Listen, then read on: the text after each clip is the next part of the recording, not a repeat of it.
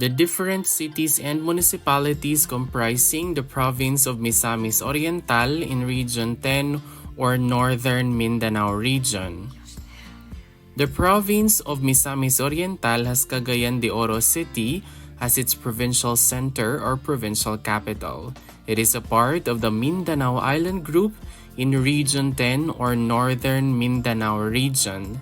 It is composed of 3 cities, 23 municipalities, and 424 barangays.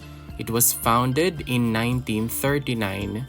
The total land area is 3,131.52 kilometers squared or 1,209.09 square miles.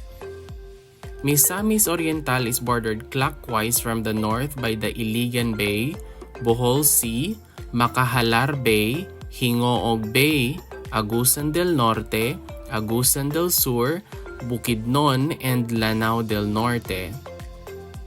Here are the different cities and municipalities comprising the province of Misamis Oriental in Region 10 or Northern Mindanao region. The municipality of Alubihid with 16 barangays, municipality of Balingasag with 30 barangays, municipality of Balingoan with 9 barangays, municipality of Binuangan with 8 barangays, the capital city, Cagayan de Oro City with 80 barangays, municipality of Claveria with 24 barangays, the component city, El Salvador City with 15 barangays, the component city, Hingoog City with 79 barangays. We also have the municipality of Gitagum with 11 barangays, municipality of Initaw with 16 barangays, municipality of Hasaan with 15 barangays, municipality of Kinugitan with 15 barangays, municipality of Lagonglong with 10 barangays, municipality of Lagindingan with 11 barangays, municipality of Libertad with 9 barangays, and the municipality of Logait with 8 barangays.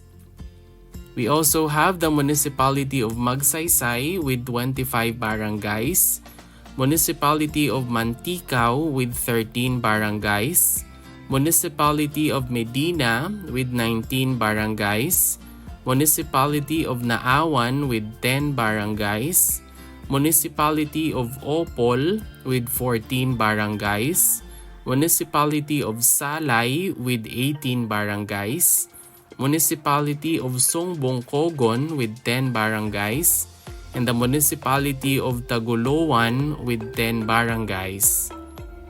We also have the municipality of Talisayan with 18 barangays, and the municipality of Villanueva with 11 barangays.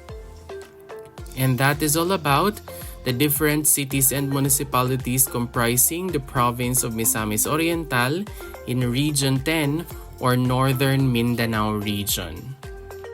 If you learned something new from this video, please don't forget to click like, leave a comment, and subscribe. Moreover, you might also want to watch the next video on the screen. Maraming salamat, thank you for watching, and see you in the next video.